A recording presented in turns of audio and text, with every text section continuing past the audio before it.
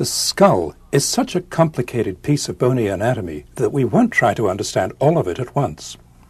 Instead, we'll build up our picture of it a little at a time in the course of this tape. In each section, we'll add the parts of the skull that are new to the parts that we've seen already. In that way, we'll end up with a complete picture. In this first section, we'll look at the way the head is attached to the body and how it moves. We'll start by looking at the bones that are involved, then we'll look at the joints and ligaments that connect them. After that, we'll look at the muscles that maintain the position of the head and cause it to move. The bones that are involved in support and movement of the head are the thoracic and cervical vertebrae, the upper ribs, the clavicles, and this part of the underside of the skull that's called the occiput.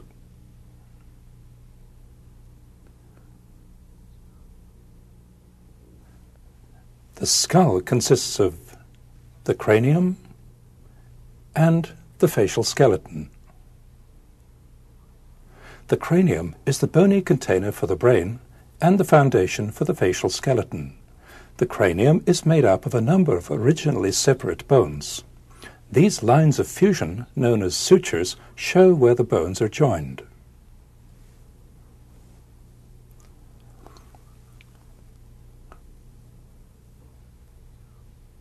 The principal bones that form the cranium are the occipital bone behind and below, the parietal bone and temporal bone on each side, the sphenoid bone, and the frontal bone.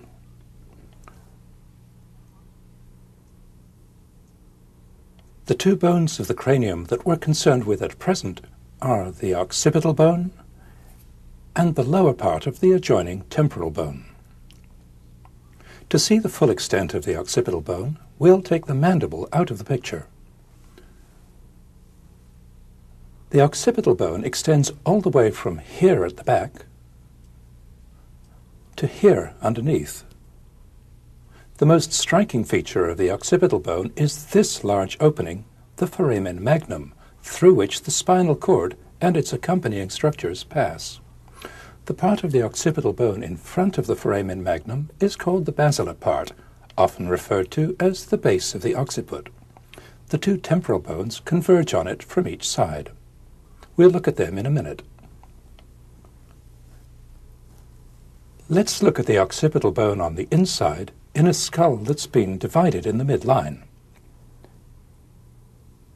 Here's the foramen magnum. Here's the basilar part of the occipital bone. It slopes forwards and upwards, more steeply on the inside than on the underside, since it's triangular in sagittal section. Let's look at some more details in a skull that hasn't been colored. On each side of the anterior half of the foramen magnum are the two occipital condyles. The occipital condyles are the joint surfaces which articulate with the atlas vertebra to form the atlanto-occipital joints. We'll look at these joints in a minute. The outline of the front and the top of the cranium is well known to us from our everyday observation of surface anatomy. It's perhaps surprising to see how far round the back of the cranium curves, and what an extensive overhang there is behind. The overhang is formed by the part of the occipital bone that's behind the foramen magnum, the squamous part. The overhang is obscured by the neck muscles that are attached to this broad area on the occipital bone. The structure of the temporal bone is this large projection, the mastoid process. As we'll see, it's the origin of some of the muscles that move the head, including the sternocleidomastoid. It's easy to feel the mastoid process here, behind and below the ear. While we're getting introduced to the temporal bone, we'll take a first look at some of its other important features, which we'll appreciate in later sections of these two tapes. We'll also meet some of the small openings through which important blood vessels, nerves, and other structures enter and leave the cranium. There are many of these openings. Here, we'll just look at the openings on the outside of the temporal and occipital bones. This is the zygomatic arch, formed largely by the temporal bone and partly by the adjoining zygomatic bone.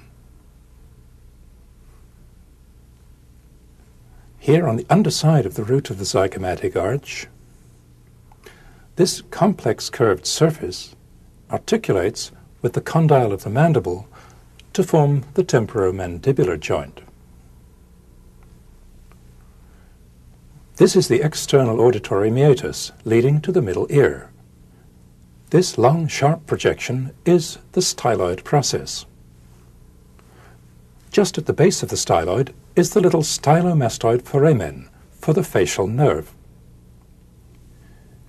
Medial to the styloid process are two major openings for blood vessels: the carotid canal passing forwards for the internal carotid artery, and the jugular foramen passing backwards for the internal jugular vein. Just above the occipital condyle is the hypoglossal canal for the hypoglossal nerve.